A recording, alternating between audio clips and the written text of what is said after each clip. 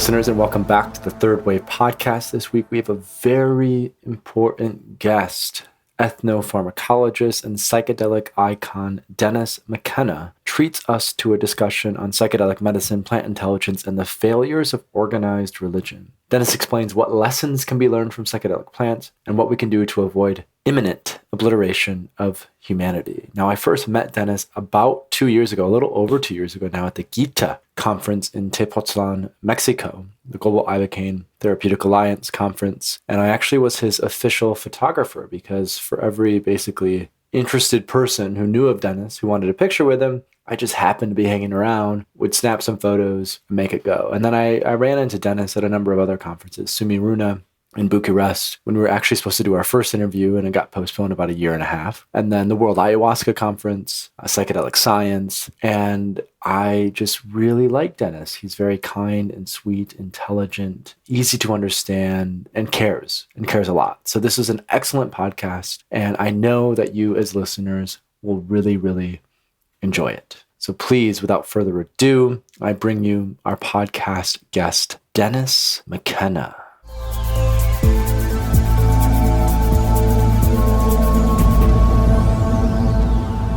Obviously, your background is as an ethnopharmacologist, particularly, you've done a lot of work with ayahuasca. Yet, a lot of the medicalization of particularly psychedelics, I mean, if we look at psilocybin and how it's been used at Johns Hopkins and now how it's going to be used by Compass Pathways in the UK with the clinical trials that they're starting.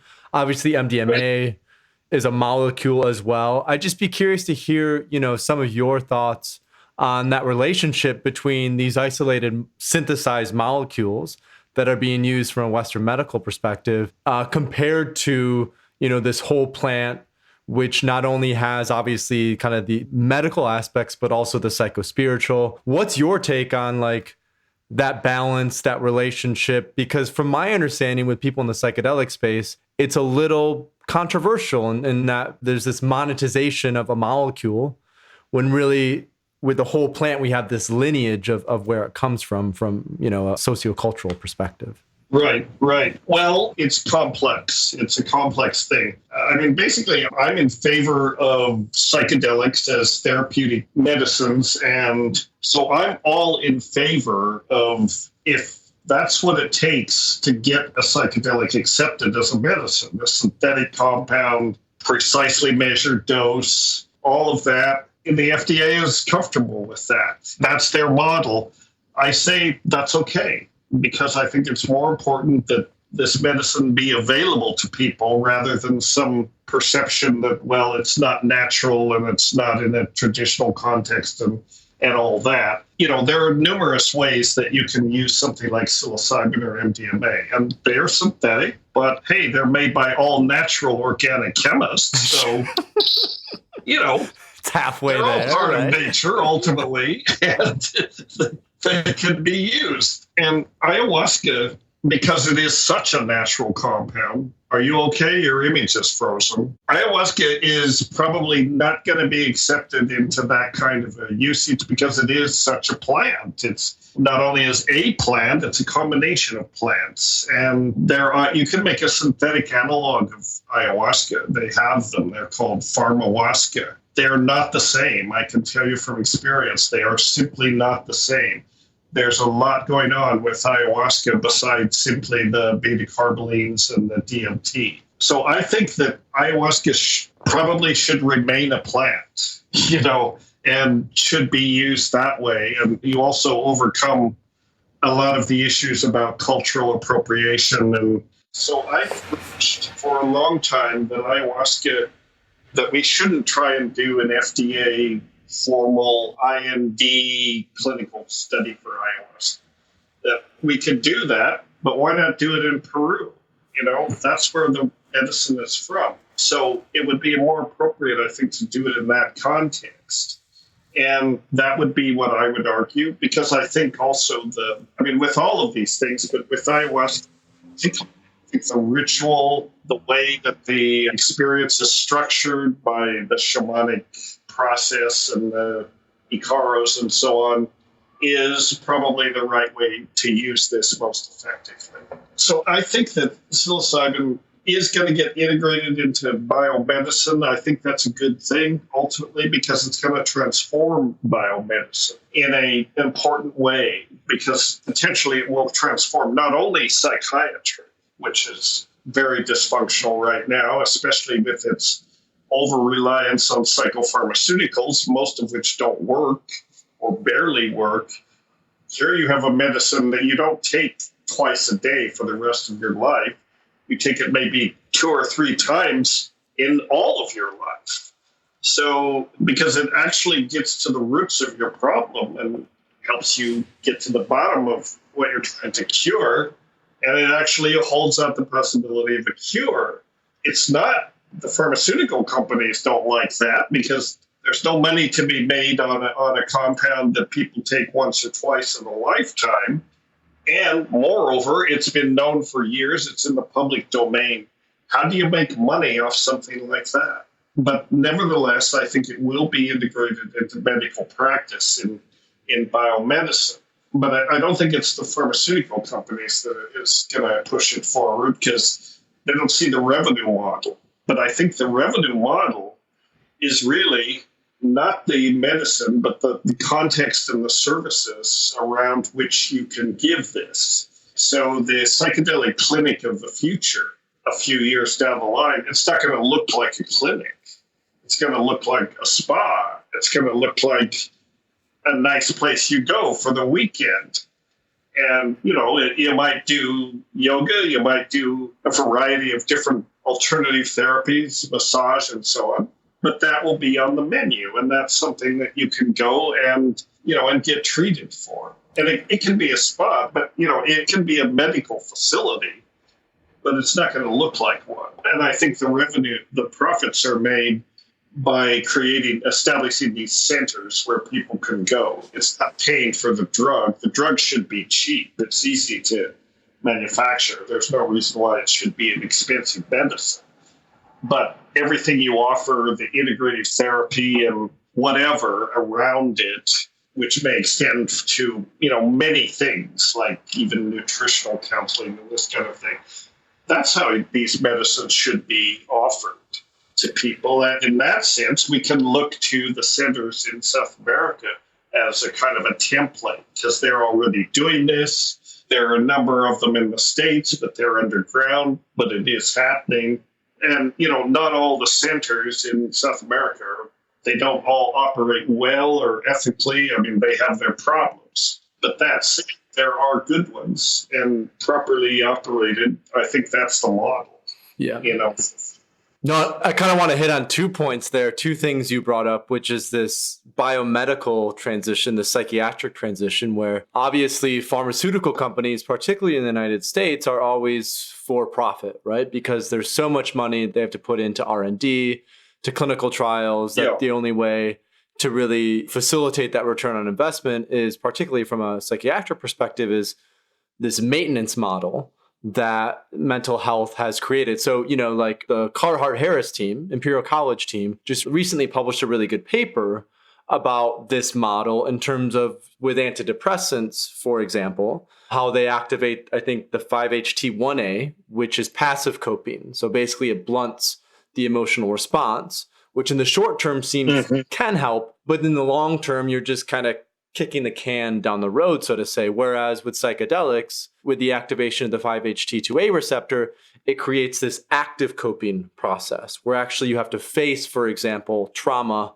from the past that then you deal with it head on so that it's integrated. And then going forward, it's the sense of being cured from this. And so it's really interesting then what, for example, MAPS has done, because MAPS is, I believe, the first nonprofit pharmaceutical company where they've created the MAPS Public Benefit Corporation.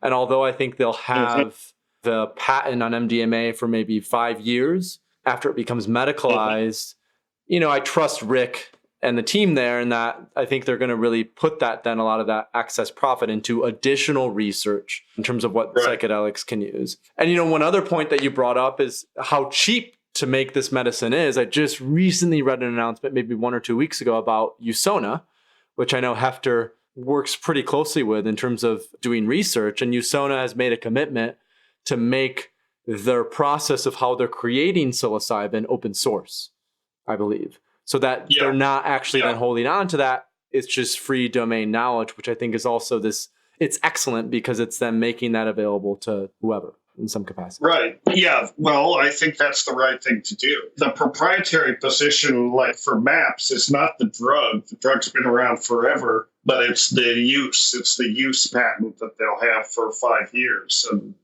And that's the right way to do it. And this really is a humanitarian project in some ways. So, I mean, it's not really about making money. It has to make enough money to be viable and stable and to get it into the marketplace. But like I say, I think the money comes from providing the service of this kind of therapy, because unlike the psychopharmaceuticals, the antidepressants and so on, you can't really use these things. Well, I mean, we know we can use them outside of a therapeutic context, but in an approved medical context, you pretty much it has to be in the context of intensive therapy. You can't separate the medicine from therapy. So the, take 2 and call me in the morning model doesn't work for psychedelics, at least if you're using them, quote unquote, legitimately. I mean, as you probably know, as we all know, if we've taken it, you can take 2 and call somebody in the morning, and you may not want to, but it doesn't matter. The point is, you've got to have a therapeutic environment to make it happen.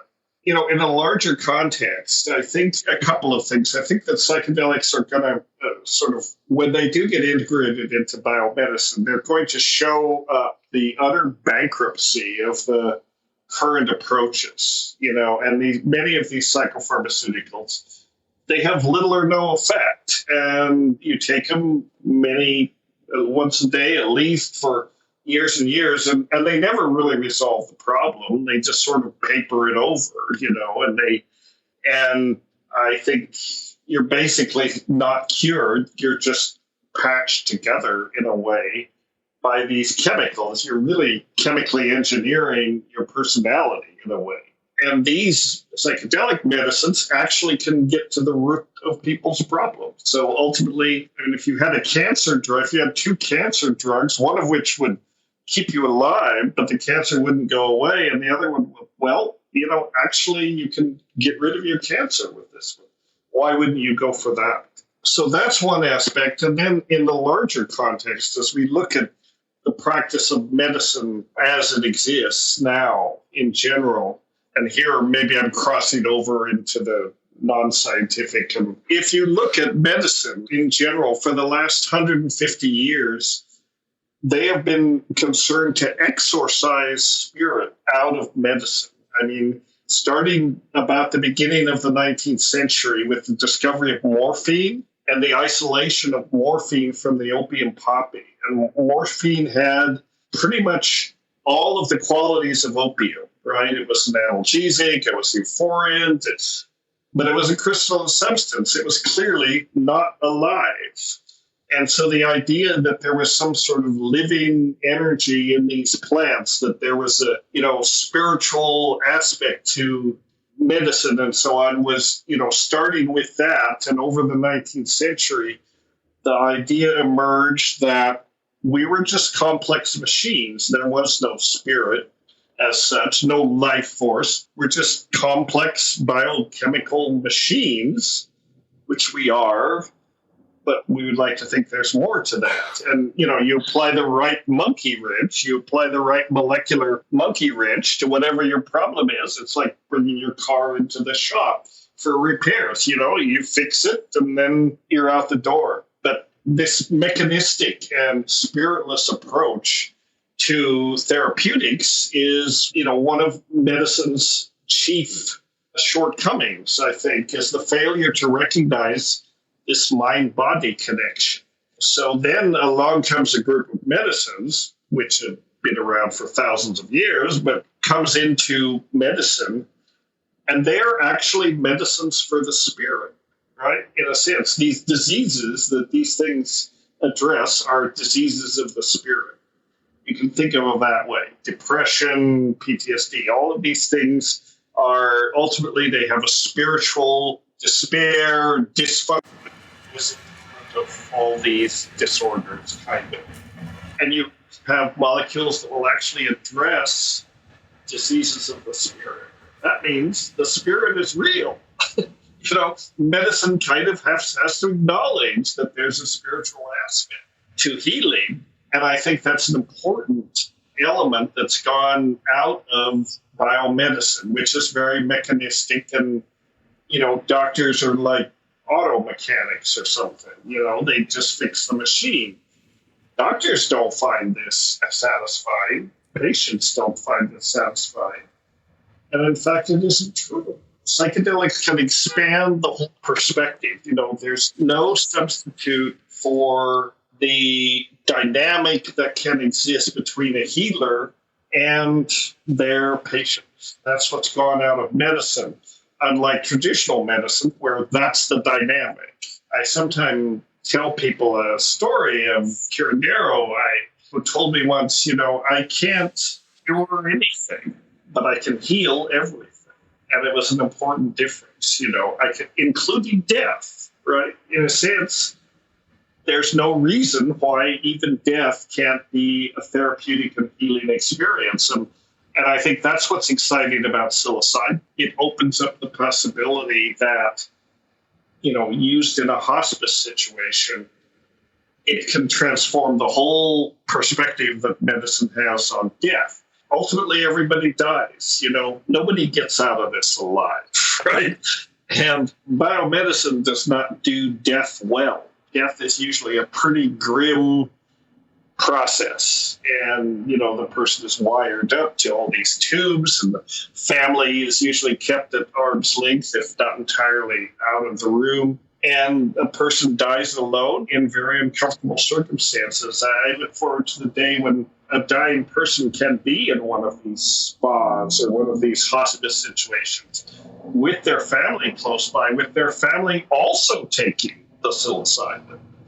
I mean, can you imagine how healing that could be for the whole family? This is what Aldous Huxley did when he passed away in 1963. He had his wife at the time inject him with LSD, and obviously I think he had cancer at the time. I think he was dying of cancer. And this is a really interesting topic, I think, if we transition into this conversation about death, in that, one of the biggest taboos that we have as a Western culture is not being comfortable with death. It's not addressing death. And I think it ties in, again, to the same reason why we struggle to understand mental illness and this existential crisis that we seem to be going through, is this lack of understanding of spirit and the role that spirit plays in this kind of transpersonal dimension has made us as kind of these humans, really, particularly Western consumerist, materialist driven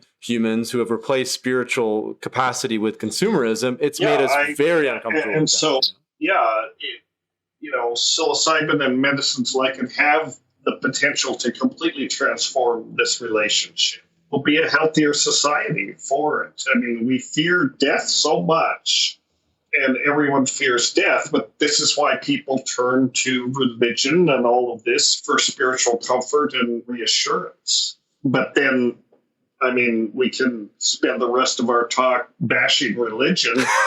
Something I love. We could. Religion holds out as essentially a false promise. It's people's fear of death. It could be a more honest thing. It could be handled better. I think that these plant medicines are one of the tools. And if we had that attitude to medicine, I think it would have effects beyond medicine in terms of mass consciousness, it's interesting how we use in medicine all the metaphors of war. We have to fight cancer. We have to kill cancer. It's the war on cancer and all that. The military, the martial or whatever approach to fighting disease is maybe not the right way to think about it, At a certain point in life, disease can be a welcome thing for some people, as opposed to spare no resources, keep a person alive at any cost. without any attention to the quality of life. Or, I mean, what's the point to just live another day if you're in a state of not only physical pain, but spiritual pain?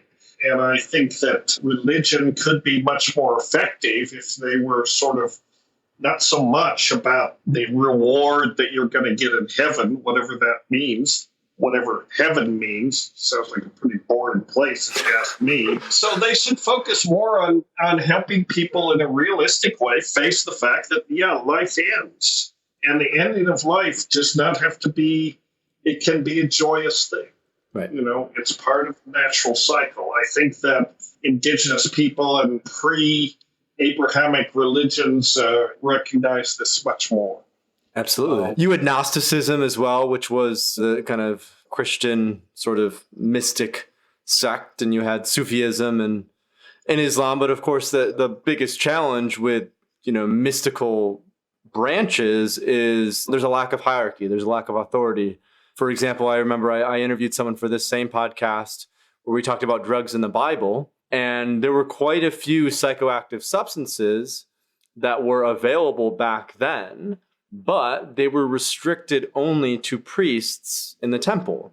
By and large, Right. The quote unquote common folk didn't have access to this. So I think this also brings up a really interesting conversation about psychedelics and, we could say, mystical or religious experience. I was just speaking with someone else on the phone yesterday, another guy we had on the podcast, Stephen Kotler, who writes a lot about flow states and really interesting guy. And he was reminding me of the Good Friday experiment that Walter Pahnke did back in the 60s, where something, he gave placebo to one half and he gave psilocybin to the other half. And of the people who ended up taking psilocybin, something like 8 or 9 out of 10 of those people went on to become priests because they had that direct experience with this, ineffable, higher, mystical being. And so, I'd be curious to hear some of your thoughts, a little bit more about this, particularly because of your work in ethnopharmacology and in the Amazon with ayahuasca. Like, obviously, Christianity is still quite relevant, but it seems to be dying off more and more. Nietzsche was quite prophetic in the late 20th century or late 19th century, talking about how, God is dead. And where are we going to get this sense of morality from? It used to come from Christianity. Where is it going to come from now? And there's also, obviously, the New Age movement popped up, but there's no lineage with the New Age movement. And lineage, I remember Bob Jesse gave a talk at Horizons, I think about a year and a half ago. Lineage is an important part of a spiritual practice. So, like, where do you see, how do people in 2018 find spiritual community, whether that's facilitated through psychedelics or not, in a way that helps to facilitate this healing process, whether that's from trauma or just generally this, existential crisis we seem to be living in? Yeah, you've touched on a number of important things. We could be here all night, but I do that. I don't know why I do it. Yeah, right. Well, no reason to avoid the important questions, but I agree with you. I think, in the West, I think religion is supposed to be the repository of the sacred. Religion is where you go to find meaningful experiences, right? Spiritually and personally meaningful experiences. So, I'm very encouraged that Roland Griffiths right now, his group is working on, they have FDA-approved studies. I shouldn't call them clinical because they're not really clinical. FDA-approved studies, though, to give psilocybin to religious professionals to help them learn to be better spiritual ministers, to actually put them back in touch with their spirit so that they can be better, essentially spiritual healers to their flocks, and I think that's a really important development because I think that religion, especially the Abrahamic religions, they have nothing to do with a meaningful spiritual experience except that they are set up to make sure that you don't have one.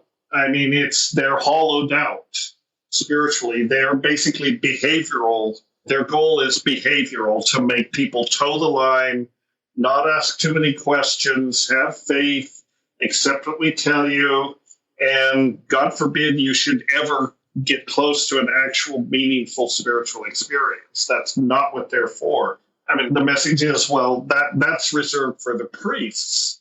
And then we'll tell you what it means. But then they forgot to actually have the mystical experience. So they're as deluded as everybody else. I guess you can say I'm anti-religious because I think they're mechanisms for seducing people into turning off their minds, basically, and stop asking questions and stop actually having, using their own minds, because we're expected to have faith. We're expected to accept these tenets of the faith, which is basically, when you come down to it, what it means is there's a whole bunch of stuff we want you to believe. There's not a shred of evidence for it, but you believe it anyway, we tell you to. And if that's comforting to people, then I feel sorry for them, because they basically lobotomize themselves. They've given up their own ability to experience life, experience the world, and make of it what they will. So psychedelics are the anti-religion in that sense. You don't have to have faith to take a psychedelic. All you have to have is courage. Enough courage to sit down and take the cup or smoke the pipe or whatever it is, and then open yourself up to it. You don't have to believe anything. In fact, it's better if you don't. Let it be what it is for you, and then make of it what you will. And your own, it's an intensely personal thing. Your own psychedelic experience is unlike anyone else. It's unique. I mean, it's like other people's experiences, but it's yours, and it's personally meaningful. So I think that this toxic sort of, I guess you could call it, side effect of religion has done a great deal of damage to Western culture. It's essentially toxified Western culture because it requires that we reject nature. We are encouraged to see ourselves as separate from nature. Nature exists for us to dominate and exploit and use. We're not seen as part of it. We're seen as superior and somehow separate from it. We're not any of these things. We're just monkeys, after all, and we're part of nature. And if we felt a little closer to nature, maybe we'd be more invested in taking care of it. But this mindset that's fostered by the Judeo-Christian traditions, Judeo-Christian propaganda, I would more say, is you don't have to value nature. And not only do you not have to value it, you should devalue it, in the sense that all the things that Christianity and these other religions get so wound up about in terms of what should not be experienced, well, what are they? Sex, drugs, and rock and roll, basically, right? I mean, that's what they are. And what is life? Sex, drugs, and rock and roll. These feelings of ecstasy, right? And it's wanting to monopolize these feelings. Sort of experiential way, the essence of biological being, which is what we are. Maybe we're spiritual too. Maybe something survives death. I don't know. But right now, we're engines made out of meat. And we like sex, and we like drugs, and we like rock and roll, because those are the essence of life. I mean, sex is obvious. That's how we propagate each other. So there's all sorts of reasons why it's pleasurable and why we spend a lot of time, going after it. Drugs are the other thing, We're made out of drugs. You probably heard me say this in podcasts. We're made out of drugs. That's why all these plant compounds have an effect. They're not unnatural. They are part of nature. We're like semi-permeable membranes. Things are coming into us and going out of us all the time. Rock and roll is maybe a little more difficult, but think about what biology is. Biological systems are oscillating systems. They go by cycles. Their metabolism is essentially the rhythm of life. Rhythm and oscillation is built into us as living things. When we're not rocking or oscillating, we're not very interesting. And the reason we're not interesting is because we're dead if we get to that point. So people don't recognize people. I mean, it's obvious to everyone, but we never think about it. But you're not an object. You're a process. I'm a process. But, we appear to have a solidity, but actually we're something that's expressing ourselves through time. That acts as a good transition into, the next question that I wanted to dig into a little bit, which was your experiment at La Carrera, which I read about, and Brotherhood of a Screaming Abyss. Yeah, that was like a fucking fascinating story. Obviously, I don't want you to tell that story. I think our listeners should go read your book to hear the full download. But I am curious, because of all the work that you've done with ayahuasca and because of your early experiences with psilocybin, does Dennis McKenna have a personal preference when it comes to psilocybin versus ayahuasca? In other words, do you prefer one over the other? Do you utilize one for some sort of spiritual practice and one for the other? I'd be curious just to hear what your relationship is with each one of those. Well, I have a relationship with both, but I still take mushrooms, and on occasion, maybe once or twice a year, and I take ayahuasca a lot more than that, in partly because I spend a lot of time in South America and take groups down there and that kind of thing. I think they're different medicines. They're complementary to each other. And, they're both my teachers, and this idea of plant teachers. Well, mushrooms aren't a plant, but I would say those two are probably my primary, what I learned from. I take LSD very rarely. It's also a good teacher I take, but it's mainly mushrooms and ayahuasca. And I respect both, but I think they're complementary. They're different. I think ayahuasca is much more of a mind-body type mechanism. It has a lot of effects on the soma, on the body, that maybe mushrooms don't. It works on so many levels. I think ayahuasca, for example, is probably a strong immune stimulant. I think it really is very helpful and very good for your body. Mushrooms are much more cerebral, and I don't think they have this holistic effect. I think they more or less work on your head and not so much the whole body system. But you can learn different things from both of these plant teachers. And people get the ideas that ayahuasca is very heavy and somehow above mushrooms. I don't think so. I think mushrooms can be just as profound as ayahuasca, but they're easier to take at lower doses in a recreational way. So people, which is okay. I really think it's all right to take low doses and have a good time. But ayahuasca, you can't really have a good time no matter what the dose. Unless throwing up is your idea of a good time. But you can take a low dose of mushrooms and have more or less a recreational dose. People should not make the mistake that if you lifted the dose a bit, if you took that Terence McKenna heroic dose or worked up from there, it can be just as profound as ayahuasca, just as terrifying as ayahuasca sometimes is. When you get up into the 6, 7, 8 gram region of mushrooms, it can get pretty gnarly out there.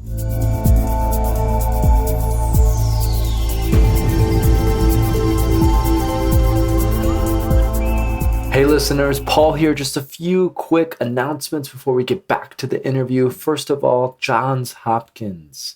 They're looking for people who have encountered DMT entities to describe their experiences for a new study. The survey is anonymous. It takes about 20 to 40 minutes to complete if you're willing to help out with that. We have a backlink on our website for that. The second piece of news, Santo Daime, the worldwide ayahuasca church, has lost their freedom of religion in the Netherlands and will not be able to continue using ayahuasca in their ceremonies. The church has appealed to the Dutch Supreme Court and will take their case to the European Court of Human Rights if necessary. Which brings me to the last piece of news. We are facilitating psilocybin truffle retreats in Amsterdam as part of Synthesis. If you want access to these retreats, if you want to do psilocybin truffles in a legal, structured setting oriented towards creativity, personal development, self-understanding, self-reflection, please go check out details at synthesisretreat.com. I would love for you as podcast listeners to join us for our next retreat in late July, early August. So anyway, without any further ado, let's get you back to the interview with Dennis McKenna. And oh yeah, if you enjoy the podcast, please leave a review on iTunes and don't forget to send us your questions on Twitter or Facebook.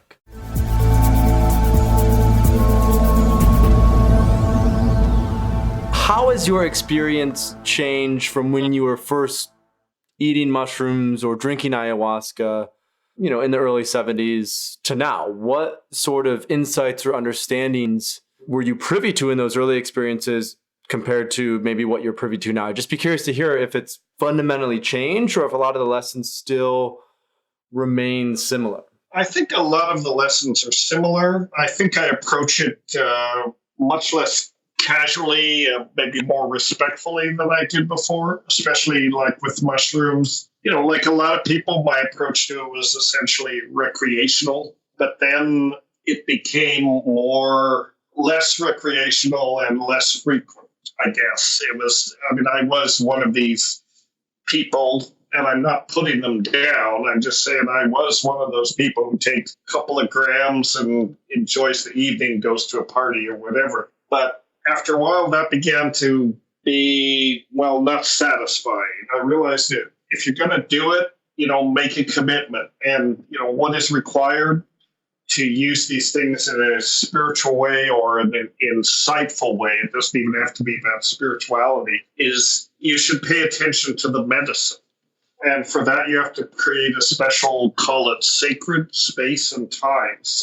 Do it in a special place at a special time, the old set and setting formula, right? Do it and set aside a time and a place that's devoted to learning from this very wise source of knowledge. That's the difference. I wouldn't necessarily take mushrooms and watch a show on Netflix or something. If I'm going to take it, I'm going to pay attention to it. And it's sort of like, you have an opportunity to sit with someone who's very wise and they have stuff to tell you. And so they deserve that respect. That's what's changed. I give it my respect. And sometimes people say, well, you've been doing this 50 years. Haven't you got the lesson yet? Haven't you, because there's one perspective that says, once you get the message, hang up the phone. Well, maybe I'm a slow learner, but I'm still learning from these things. They're not like an answering machine, and it's not like there's only one message. It's like if you had a mentor, a teacher, someone that you respect, you're not going to reach a point where you say, well, basically, I've learned everything you have to tell me, so thank you very much, and I'll just be on my way. Chances are they still know more, and they always will know more than you will know. Every time I take ayahuasca or mushrooms, I learn something new, or I am reminded of what I've forgotten, and what's easy to forget in the day-to-day hustle of life. I just feel it's still valuable. In some ways, it's a touchstone. It's a way of getting back to that place, that sacred space, sacred time, environment where you can remind yourself of sort of the eternal truths in a way, I guess is a way to say it. This is the concept of sacred space and sacred time comes from Mircea Eliade is where I first learned of this content. When you create a ritual situation that provides a context for some kind of spiritual transformative experience, you really are returning to the beginning. When you're returning to the origins, the golden age, you're returning to the center of the world. And as he pointed out, it's not just a symbol. It's not symbolically. And within this context, you are actually doing that. And I think that's true. I think that in some sense, there's a profound truth to that. In some metaphysical way, you're really returning to the beginning of time and the center of existence. I don't know if I remember you wrote about one of your experiences. I believe this was in, again, Brotherhood of a Screaming Abyss, where you were a, photosynthesis. You were maybe a molecule or a droplet of water that was following. Yeah, I was a droplet of water. Following the process of photosynthesis. And this, speaking with a friend lately who mentioned a similar thing when he was drinking ayahuasca, that he was going into his, mother's lineage, then his grandmother's lineage, then his ancient ancestors' lineage. Then he just kept going back and back and back into, experiencing this sense of the beginning of time. And so I've had experiences similar to that. It's really interesting. And this ties back into the conversation that we were having about religion. This is then the experiential truth. This is experiencing what it means to have that direct relationship with, the unknown, the mystery, which I think, coming out of an experience like psychedelics provides this kind of profound gratitude for the chance and the ability to live and exist in planet Earth in, the year 2018, even with all the fucked up shit that's still going on. Yeah, I think profound gratitude and waking up from this nightmare that religion has imposed on us, and waking up to the fact that we are not separate from nature, and nature is actually intelligent. It's permeated. I believe that nature is permeated with intelligence. It's just built into the structure of reality. I think that consciousness, and this is much closer to the indigenous worldview than it is to the Christian world. It's indigenous worldview, but it's also actually closer to the way that science is beginning to come around to understand how things are. So these days you can talk about things like plant intelligence, and not everybody gets up and walks out of the room at this point, because actually there's accumulating evidence that in a lot of ways plants are intelligent. You see this manifesting in all sorts of ways. The reason nature is so elegant and so beautiful in the way it works is programmed to find the solutions that are optimal, the solutions that make sense. And you can't always see that, but on a psychedelic you can see it, because then it comes forward and you can perceive aspects of reality that we are programmed to keep in the background most of the time, just by the nature of the way our consciousness is structured. Certain things are right in front of us. There's a whole lot of stuff going on in the background that we ignore, or and it's not that it's not important. We're just genetically programmed, behaviorally programmed to suppress those things. Psychedelics reverse that relationship temporarily. They bring the background forward, and they give you an opportunity to notice things about your environment that are always there, but you just don't notice. And then to what you were saying about your friend, that's the other thing. The entire history of life is built into our DNA. I mean, we are a reflection of the entire phylogeny of life. I think Luca, like the universal common ancestor, whatever that thing was, whenever it showed up, but we have a genetic memory that goes all the way back. So psychedelics, I think they enable you to do a kind of call it phylogenetic time travel or something. You can actually recover those memories all the way back. Is it delusion? Well, who knows? Yeah, I think the sense of lineage, it gets into then transpersonal psychology. And I mean, you probably met or know of Jim Fadiman, who founded the Transpersonal Institute. And I think this kind of it ties into our earlier conversation about how the introduction of psychedelics is going to change the biomedical paradigm, because also, a lot of the way that obviously we treat these mental health issues is you have an issue now, it's in your brain, it has nothing to do, it maybe has something to do with your nurturing, but there's not really a lot of credence given to the impact that trauma has, not only in your own life, but in your parents, in your grandparents. I remember reading Stan Grof's book, LSD, Doorway to the Numinous, which was this, extensive collection of all this LSD psychotherapeutic work that he was doing in the Czech Republic before he came to the States in the late 60s, early 70s. And I remember one specific example that he spoke about, how he was facilitating a psychotherapeutic session with a woman who was maybe under 500 to 600 micrograms of LSD. And she basically, in that process, relived the beheading of her 13th century ancestor or something crazy ridiculous like that. And that for me, it's one of those little data points, so to say, that modern Western medicine as it stands now has no way to integrate or understand. And Right. I think then when we talk about things like plant intelligence, for example, in particular with things like ayahuasca, this is a field of study that is really just starting to take off. I remember maybe a year or so ago, I read a piece that was written about you in The Guardian about ayahuasca and plant intelligence. And then I spoke at a business conference in Zurich in Switzerland. It was 300, it was like the oldest think tank in Switzerland, maybe 300 business leaders from Germany and Switzerland. And I spoke about microdosing to this audience. And then there was a guy speaking about plant intelligence. His name was Stefan Mancuso, and he works in a lab in Florence. Do you know Stefan at all? I have not met him, but I know his work. He's one of the big researchers about this. Yeah. There's a wonderful article. You know Michael Pollan. Yeah.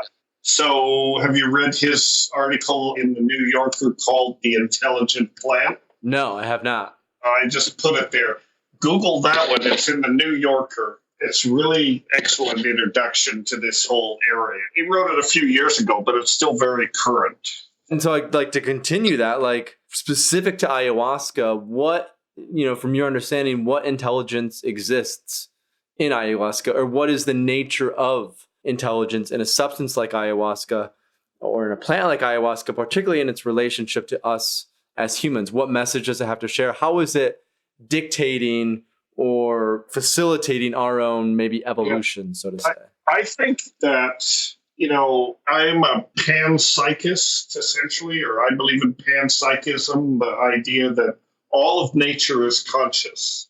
And, I believe in the Gaia hypothesis, both as a spiritual concept and as a scientific concept. But I go one step further, and I think that these plants, like ayahuasca, these psychotropic plants that contain these neurotransmitter-like compounds, have essentially been delegated by nature as kind of ambassadors to the human species. The indigenous people, the concept is these are plant teachers, and I think they have it exactly right. These are sources of wisdom, or they are the representatives of this Gaian wisdom that is usually more diffuse and not exactly even comprehensible to an individual, but the plant teachers kind of are a way to condense that down and transmit that message to an individual mind and thereby to the species mind of this Gaian knowledge. And the Gaian knowledge is basically, the basic message to us right now is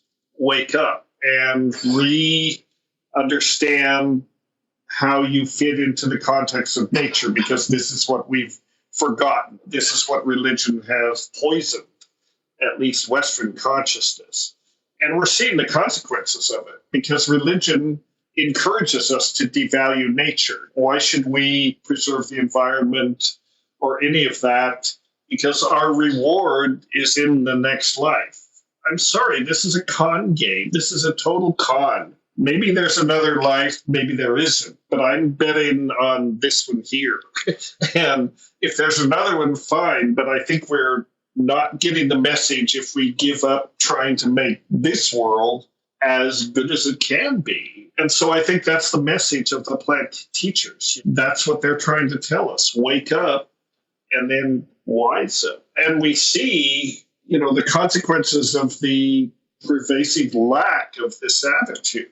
And it's causing all the environmental problems that we're having. At the root, it's a failure to recognize that we're part of this holistic system.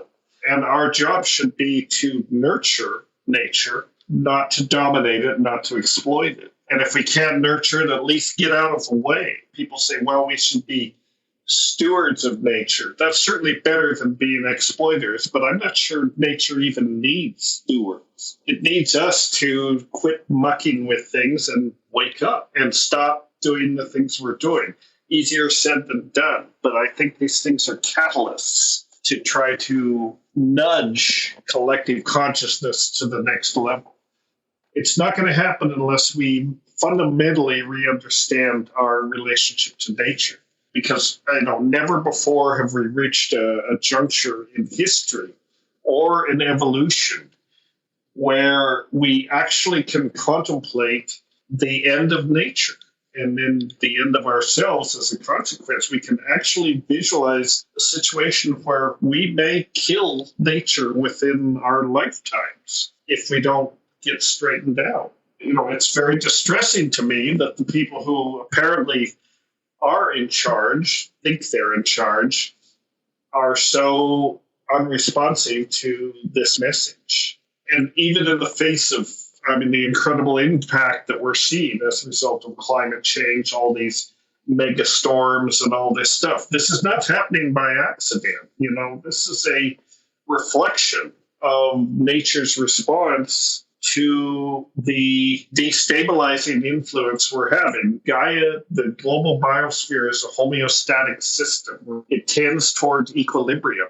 It's very resilient that way. It can take a lot of punishment, and yet it will still return to equilibrium, after these disruptive influences. But at a certain point, you reach a tipping point, and the homeostatic mechanisms that have kept Earth hospitable to life, more or less, for the last 3 to 4 billion years are completely disabled. And then you reach this tipping point and it cannot correct itself. Then you're in deep shit, you're in deep trouble when that happens. And we're approaching that tipping point on a couple of different fronts right now. It's very distressing to me and should be to everybody, but especially to people like yourself who are young. Even I may live to reach a point where we know we will be able to say either we're going to be able to save this thing or it's too late. We've already screwed it up. And, we can look forward to we can anticipate the day when life on Earth may not be able to survive, or at least our species may not be able to survive. Life's a pretty tough thing. Gaia's a tough bitch, I sometimes say, people. Probably something will be alive, even after tremendous climatic and environmental change. But if it's anaerobic bacteria or cockroaches, if that's all that's left, that's too bad. And I think that's why so many people, particularly in the psychedelic space, are so passionate about this work, because I think many of us perceive psychedelics as not necessarily a panacea, but certainly as an underutilized tool that, if integrated properly, and that will likely happen from a biomedical perspective first, but then also from a cultural, I would say even business, however, just from a general societal perspective, the integration of these substances will ideally enable this awakening process, even if it's through a backdoor mechanism like treating PTSD in veterans. I think potentially that's what they're coevolutionary catalysts. This is what's going on. They're coevolutionary partners with us. They have a message to give to us, and that is the message. Basically, get over this delusion that has been foisted on you, us as a species, at least for 2,000 years, by this really toxic, essentially religious dogma, which is not pro-life at all. Even they say they're pro-life, actually they're more pro-death. I think the Christian culture is in some way the death culture. And if you look at history, this is definitely the case. Most of the wars and genocide of history have been fought over religious issues. I think this is partly, you speak of plant intelligence. I think this is partly why you're seeing things like ayahuasca are literally invading the world. Ayahuasca has escaped out of its home in the Amazon. It's become a global entity now. And it's part of the conversation. It's trying to wake people up. And what we as psychedelics people need to do, since we have the message to a certain degree and we believe in the message, I see, at least for myself, and I think many other compassionate people, is partly to facilitate bringing that message to other people. who need to hear it, the people who are in positions to change things on the geopolitical level. And there's no messianic, maybe there's a little messianic element here, but I don't see myself as the savior. I see myself as the advocate for the plant teachers. They're the saviors, if there is a savior. What I can do is create situations to bring people to those medicines and let them hear the message for themselves, bringing them to that juncture. I'm not there to tell them what they're supposed to think. I'm there to help them have the experience. They can figure out what to think when they have the experience. Absolutely. So that's where it's at. And I think that's a great place to end, is I think on a somewhat optimistic or hopeful note that these are becoming medicalized, and that it looks like, with things like ayahuasca and a lot of the medical research that's going on with the recent rise and even something like microdosing, that there seem to be more and more conversations at least occurring around this. And I think it is incumbent upon anyone who has had a psychedelic experience then that's been transformative to talk about it and to mention it and to try to overcome some of the stigma that's still associated with it. Because I think at this point in time, we have a lot of the research, for example, that shows the efficacy. Now, a lot of it is about this kind of emotional sort of manipulation. And this is happening. The question is it happening fast enough? Right. I think that's something we don't know. But I think that, yes, people are waking up to it. And again, your generation, I guess you're a millennial. I guess that would be you'd fall into that demographic, that would be right? Correct, yes. I think millennials are amazing. I think there's a generation, they are some of the more awake, aware, compassionate people on this planet right now. Just look at the response to this Parkland thing. Finally, teenagers whose lives are at risk for this are saying, for God's sake, enough is enough. Let's do something about this. However you feel about gun control, and I basically think it's out of control, but I'm happy to see that they're stepping up. And the same with psychedelics. You're seeing psychedelic interest groups forming in so many universities, and that's where the action is. This is the new generation. You guys are the doctors and the leaders of the future. And if you can go into that informed by the lessons that you've learned from psychedelics, I think there's great reason for optimism. Absolutely. Well, thank you so much, Dennis. Thank you for joining us. Thank you for all of your insights. Thank you for all of the work that you've done. And you continue to do. You're one of the pioneers in all of this. So just as a way to say thank you and show my appreciation. And everyone who's listening, I'm sure, is also appreciative of everything you've done. Let me, one more shameless self-promotion here. Let's do it. Tell your people, put up espd50.com. Okay. Which you may know about. It's the Ethnopharmacologic Search for Psychoactive Drugs, a conference which I organized last June, and now the symposium volume is about to come out in April sometime. So tell people to check it out. They can link to the videos from the conference. They can pre-order the book. It's going to be a rather landmark publication, and Perfect. I'm really happy about it. Great. We'll do that then. We'll link to it. We'll mention it in the podcast so people can check it out. And once again, thank you.